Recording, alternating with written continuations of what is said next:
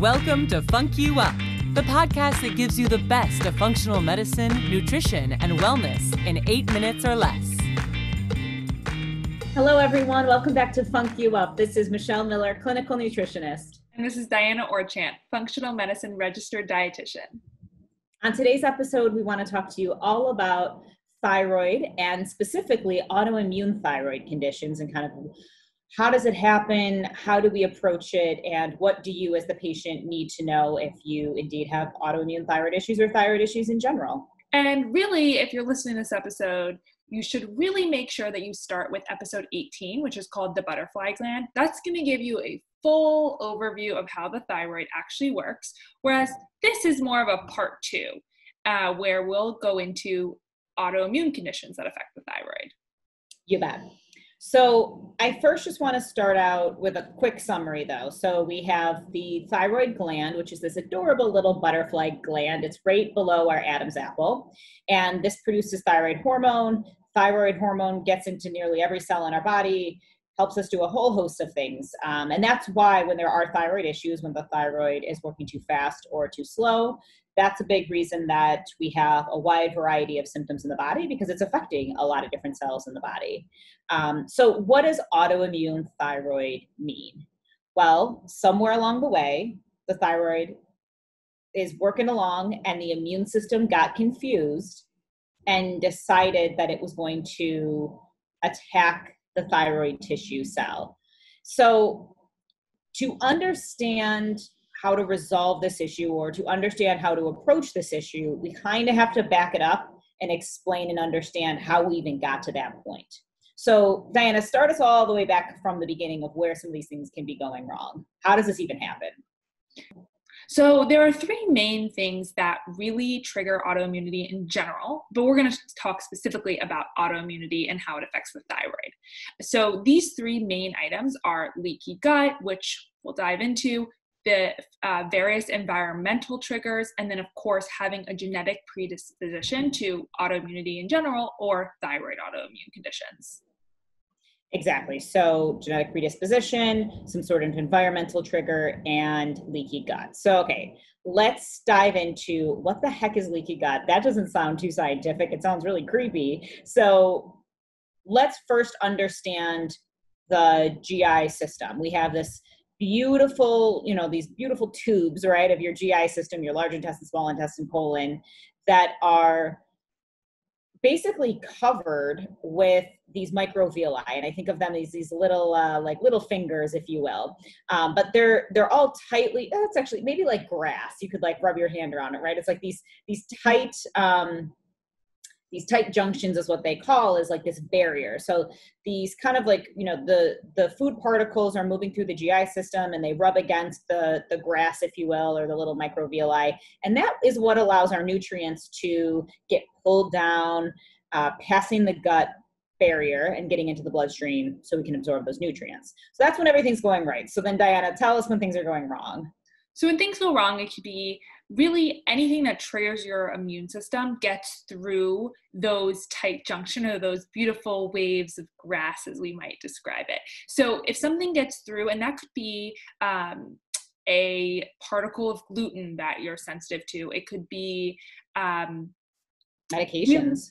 Yeah, medications, various toxins that can get through, then those tight junctions or those grass start to kind of get whittled down until there's like nothing left. And so now all of these various food particles are starting to get into our blood and we're starting to get all of these various reactions. Exactly. So whereas if you would have ate a sandwich and digested it, that would have gone through your GI tract and your microvilli would have been really well intact and, able to pull the nutrients in. Now suddenly they've loosened up a little bit and there's a little bit more space between them. And now some of those food particles are passing through that gut barrier. But the problem is your immune system is triggered to notice when things are passing through that, to getting through the other side of that gut barrier that aren't supposed to be there. So even though that sandwich might not be a massive threat to your body, your immune system doesn't recognize it on that other side. And it starts to go, whoa, what is that? Let's attack. And we talk about this a lot in many different areas of health, but it's very much so a trigger in the inflammatory and immune system shift that occurs when we're dealing with autoimmune issues. Absolutely. And the next item is environmental triggers. So this is something from the environment or an exogenous item that enters our system that can cause autoimmunity. So this is a really broad spectrum, but it could be viruses, infections, high levels of stress, especially kind of that low grade stress over time that just continues and continues to build up. Various nutrient depletions, drugs, various toxins, medications, or pathogens such as parasites or bacteria that doesn't belong in our system. Yeah, I mean, I think just in our practice, we see a lot of cases where, someone comes in with an autoimmune thyroid issue. We're trying to figure out the original triggers, and it's really fascinating to hear the stories of our patients. They traveled somewhere and they got parasites, or they grew up near a farm and they were exposed to pesticides regularly, or they grew up in a home that had mold exposure, asbestos exposure. There's all of these little components that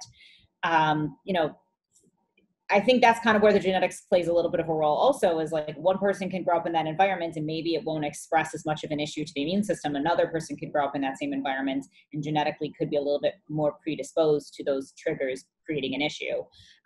But this area is very overwhelming area to look into, because again, it's everything you're coming into contact with: your water, your air, your food. It's a lot of things to consider. And there's only so much control we have over that once we're kind of looking back at your health history. Yeah, and speaking of genetic predispositions, that's really the third main trigger, meaning that, a lot of different autoimmune diseases run in everybody's family, but kind of there are all these various genetic variants that we have started to identify that make us realize that there are a lot of various autoimmune diseases are passed down from different family members. So that's just something to keep in mind if this runs in your family. And the main autoimmune diseases that are affiliated with thyroid health are really going to be Graves' disease and Hashimoto's. Yeah, those are certainly the most common ones. Graves' disease is kind of known as the autoimmune thyroid issue that is more linked to like an overactive thyroid, versus Hashimoto's tends to be coined as the autoimmune thyroid issue with a situation where the thyroid is a little bit more sluggish. But we've also seen lots of cases where Hashimoto's is affecting the thyroid in opposite ways. Like sometimes they go through a period of their life where the thyroid is too slow, and then it kind of overcorrects, and actually it kind of like waxes and wanes. It goes from being a little too fast to a little bit too slow. It's just not in control because of that autoimmune response. And I also think with looking at someone's case, when we do find out that there are antibodies present, when we are figuring out that they have an autoimmune disease, or maybe they come in knowing it, it is interesting kind of tracing this timeline of, okay, what was your health history like? What were your exposures like? How is your gut health at this point? It's interesting how connected a lot of this stuff is. Finding out if there were thyroid issues that ran in the family, whether or not they were autoimmune or not. Nearly 80% of all hypothyroidism is autoimmune in nature. So many times we have people who say, my cousin, my parents, my grandparents all were on thyroid medication, but it wasn't autoimmune.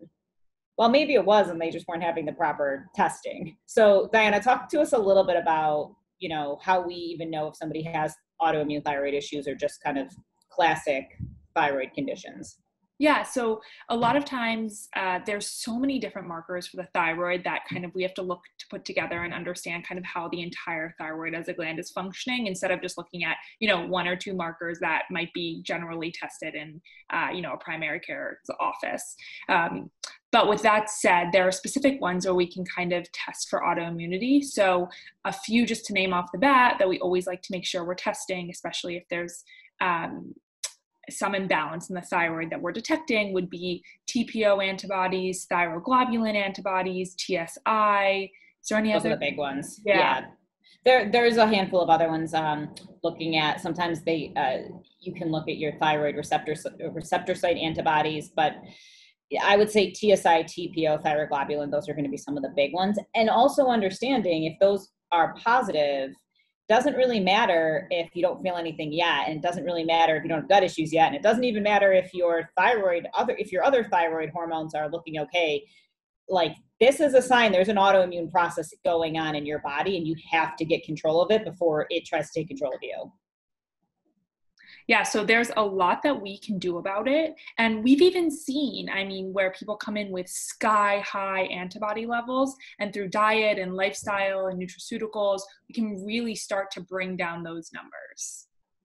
Yeah, so let's kind of start with kind of reverse engineering this, right? So if we know that the immune system was triggering an autoimmune response, how do we settle that immune system down? It's by decreasing inflammation.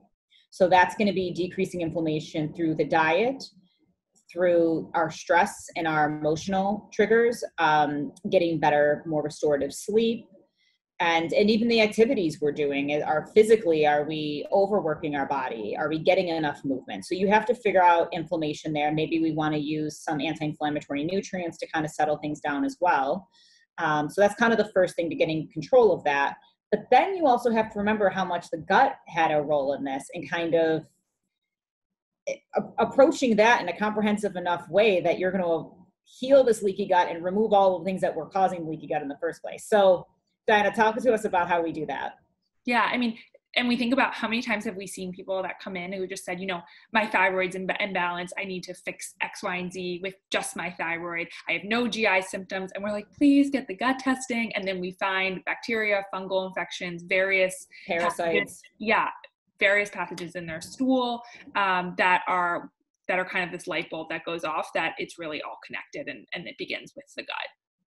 So healing the gut lining really would start with kind of eliminating any identified triggers. Specifically with any of the autoimmune thyroid diseases, we look at gluten and soy as the most inflammatory, which are really going to likely cause some sort of symptoms, but more so just increase those blood markers over time. Yeah, we find with gluten, it's really interesting. There's some interesting work that's done on this, where the gluten molecule, when it's broken down, it's almost a case of like mistaken identity. It looks so similar on a cellular level, on a molecular level, to the thyroid tissue cell, that when gluten is consumed in individuals that have autoimmune thyroid issues, the antibodies that are in their body to attack the thyroid actually are upregulated and go like, whoa, what is this, like more thyroid tissue cells? Like, let's go get it. And it creates more of an autoimmune and inflammatory response.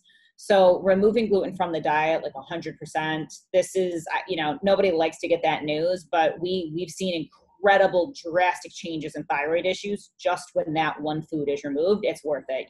There's enough gluten-free products in the world that we can live with. Yeah, that's a big one. And also it's so interesting because I don't think people always realize that autoimmune means your body's attacking itself. So your body is attacking your own thyroid. And if you're consuming gluten and it's mistaking that particle, then your body starts to attack it even more. Fuel to the fire. Exactly. Yeah. Now, soy, we find, creates a lot of inflammation, especially with an affinity to the thyroid. So that is another one that we try to really limit, if not remove completely. But I also think then there's foods that just create inflammation in our body. And that's where, again, if you've listened to our episodes before, you've heard us talk about, supervised elimination diets. This is going to be a great time for that to happen as well, because you really want to find out, when I have eggs, does that cause an inflammatory response? When I have almonds, does that create a response? When I have corn, does that create a response? So foods that might not be as threatening as gluten and soy, but still need to be considered, because if it's creating inflammation in your body, you're going to have a tough time settling down that immune system. Yeah, and then lastly, we really want, once we've kind of eliminated some of the bigger triggers, we want to support the body and the thyroid with just very much essential nutrients. So that's really whole foods, a lot of plants, and then very specific nutrients that help the thyroid function, like selenium and zinc and vitamin A and iodine. Yeah, tyrosine, manganese, vitamin D, a lot of the B vitamins. your thyroid iron. There's so many that are just coming to me. Your thyroid requires a lot of vitamins and minerals and other nutrients. Another reason why getting your gut health in good condition is important, because you could be eating a perfect diet, but if you're not absorbing all those nutrients, what's the point if your thyroid can't get that? So yeah, definitely making sure that we're using our diet to get in high levels of those nutrients. And if we do suspect that there is some gut damage, maybe supplementing short term so we can just really get those nutrients into our body. So to sum this up, if you feel that you have any issues with your thyroid, or you've been told you have an autoimmune thyroid condition, then really you want to start by identifying the underlying triggers in the gut through comprehensive stool testing so that you can really heal it from the inside out. And make sure you get comprehensive thyroid panning testing so you can see thyroid panel testing so you can see the full thyroid picture. Because really, so many clients, when they come to see us, they want to jump into like, what herbs can I take? Or, what foods can I take to heal my thyroid? It's going to take a lot of ashwagandha or a lot of coleus or, a lot of these herbs if your gut is messed up. So do yourself the favor, do it the right way the first time, and really heal your gut, decreasing your inflammation. Everything else will work 10 times better. So thank you so much for joining us today. If you have any questions at all, we would love to hear from you. You can reach out to us via our Instagram at Physio Logic NYC, or via email at funkyouup@physiologicnyc.com. Thank you guys. So good to talk to you, and we'll catch you next week. Bye. You've been listening to Funk You Up. Be sure to like, review, and subscribe for more daily tips on living well.